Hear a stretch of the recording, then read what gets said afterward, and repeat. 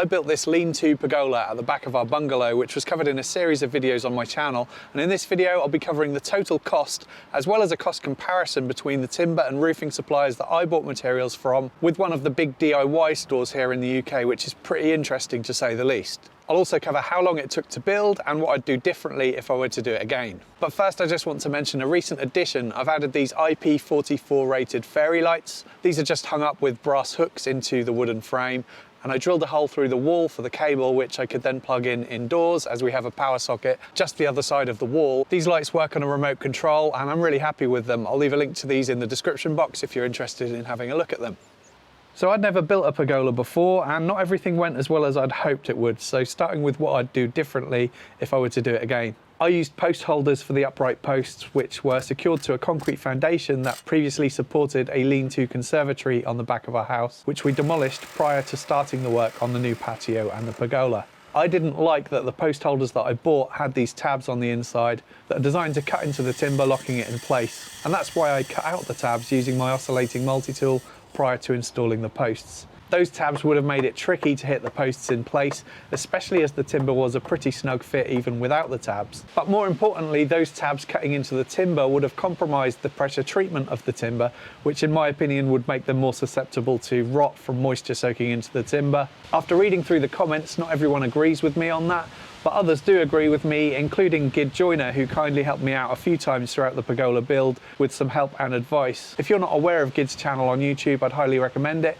He does loads of on-the-job style carpentry videos, and he has loads more experience with these type of projects than me. I'll link to his channel in the description box below, definitely check it out. Anyway, in hindsight, I'd have used a different style of bolt-down post holders, and there are plenty of options out there to choose from. When laying the new patio, I'd have used plasticizer in the mortar, as that would have made it a bit more flexible and easier to work with, which means I wouldn't have had to hit the slabs so hard with my mallet to get them level, and I might have avoided breaking one or two of those slabs. I had some plasticizer in my shed, I just completely forgot to use it.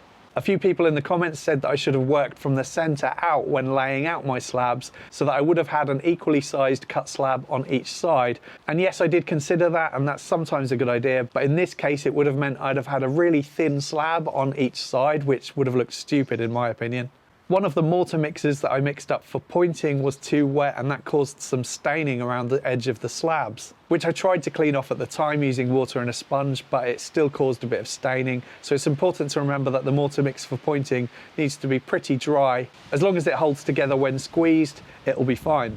For the frame of the pergola, planed all-round timber would have been nicer to work with and better looking compared with the rough sawn stuff that I got, but at the time I couldn't source everything I needed that was planed all round, plus it would have been significantly more expensive. But on the whole, I don't mind the appearance of rough sawn wood on a garden project. I think it's okay. For the wall plate I used a 4x2, and in hindsight I think I would have used a 6x2, as then I wouldn't have these little gaps at the side under the roof. It's not a major issue, but I think it would have looked better without those gaps. I chose 4x2 for the wall plate because it was cheaper, but also because I needed to buy some for the corner supports anyway, as using 6x2 for the corners didn't look right to my eye. It just looked out of proportion with the rest of the frame when I did a 3D drawing. And if I had used 6x2 for the wall plate, I also wouldn't have made the mistake of referencing the wrong angle with my bevel gauge when I offered up a piece of timber on top of the wall plate and the front frame to mark up the angle. Joist hangers. In hindsight, using some of the concealed fixing joist hangers I think would have given a cleaner look, and it would have meant that I wouldn't have needed to bend one leaf of the hangers at each end to fix into the end grain of the wall plate.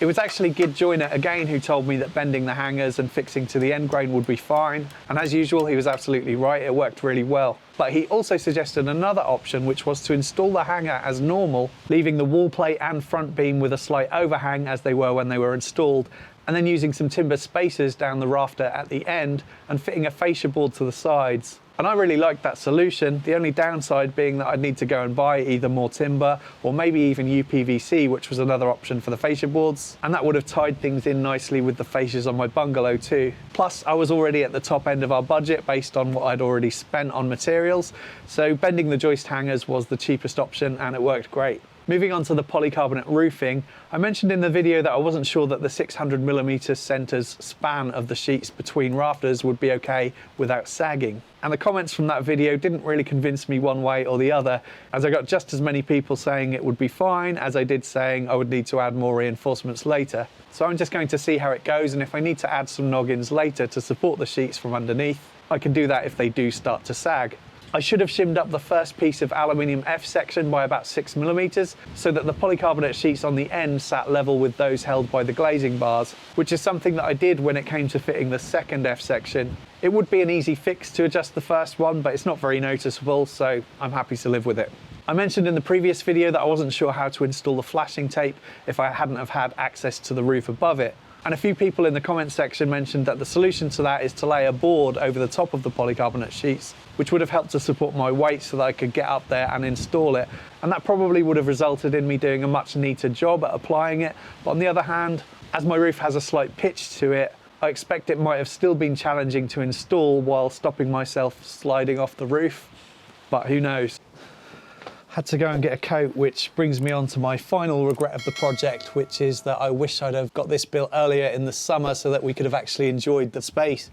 It's now October, so we're probably not going to get much more use out of this space this year. But a combination of waiting for building materials to arrive and waiting for my timber to dry out meant that I couldn't have really started the project much sooner, which is a shame. Now on to how long it took to complete the project. Removing the concrete slab took roughly 4 hours, excavating excess soil about 3 hours, adding and compacting the MOT Type 1 sub-base about 3.5 hours, laying the slabs took me about 12 hours, but I'm sure a professional who does that type of work regularly would have done that much quicker, and then pointing took me another 2 hours. Building the wooden frame of the pergola and installing all the rafters took me about 18 hours in total, and installing the polycarbonate sheets about 6 hours. So in total, 48.5 hours, which if working around 8 hours a day is just over 6 days work. But that excludes the time it took me to plan out and draw up a 3D model of the pergola, and also excludes ordering and collecting materials. This video is sponsored by ITS, and their Black Friday sale is now on, starting the 5th of November, running for 4 weeks with new deals released every Friday throughout November. There are limited stocks on many of these items, so grab a bargain while you can, and you can also get next day delivery when you order by 7 PM, and ITS won't be beaten on price by Toolstation or Screwfix. And they have over 21,000 5-star Trustpilot reviews. Check out the link in the description box below. Now moving on to costs, and I'm going to work backwards, starting with the polycarbonate roofing sheets and materials which I bought from a local roofing supplier. The total cost was around £250. I thought it'd be interesting to do a cost comparison with one of the big DIY stores here in the UK. The polycarbonate sheets there were almost twice as expensive, albeit for a slightly larger size sheet, as they don't supply 600mm, but they do 700mm. They also don't do the polycarbonate sheets in the opal finish, which is the kind of white tint. They only sell clear. Glazing bars there were £25 each instead of £15 for exactly the same product as far as I can tell. The PVC sheet end closures worked out more or less the same price, and they didn't sell aluminium F section, only the PVC stuff. So we'll take that out of the equation for this comparison. The cost was £377 compared with £218. That's a saving of £159. So the DIY store was 73% more expensive, which just goes to show that you should really shop around before buying, as you'll get much better prices and a much better range of products elsewhere. Now on to timber, and this is where things get really interesting. I got all of my timber from a local timber merchant who specialise in pressure treated rough sawn softwood. That's all they sell. The total price to me was £134.27. I don't get a trade discount either, so that's the usual customer price. If I'd have gone to the big DIY shop to get my timber, I wouldn't be able to get like for like, as the timber in this particular DIY store is mostly planed all round, the exceptions being the timber posts, which were rough sawn, and the rafters, which were fine sawn. So it's not an apples to apples comparison, but the DIY shop price was £270.50, an astounding 101% higher than my local timber merchant. I don't know about you, but I was really surprised by that. So again, shop around, buy locally, you'll probably get much better prices and a better selection of timber, quite possibly better quality timber too. Total cost of the patio was £391.47. That was for sharp sand, cement, MOT Type 1 and the slabs themselves, plus a bit of shingle.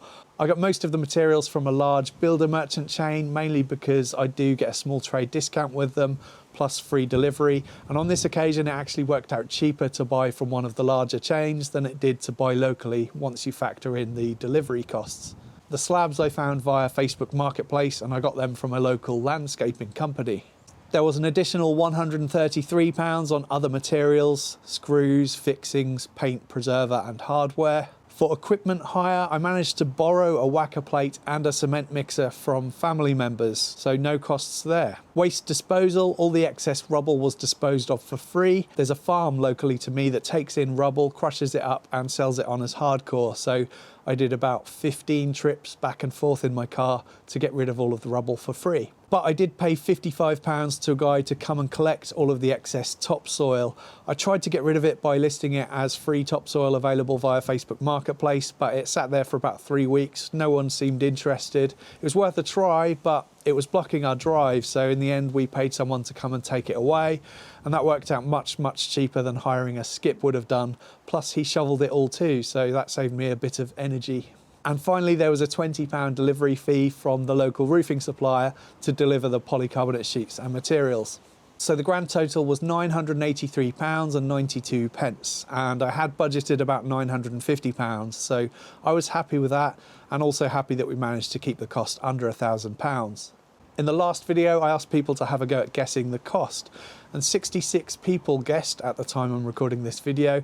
The guesses ranged from £350 right up to £2,730, and I made a graph, because I'm that much of a loser, to see what the most popular guess was, and most guesses ranged from £600 to £1,000. The closest guess though was this one by Downsy01, who guessed £975. If that's you, please get in touch with me either via Instagram or email. My details are down below in the description box, and I'll send you some free stuff from my Etsy store. Plus, ITS, who are kindly sponsoring this video, have donated a prize too. I don't know what that is yet, but I'll put that on the screen now. Please subscribe to my channel for more weekly videos if you'd like to help support the channel, plus get early access to my videos, exclusive videos like the ones on screen now, free project plans and cut lists, and a name credit at the end of my videos. You can check out my Patreon page and YouTube channel membership links in the description box below. Thank you for watching.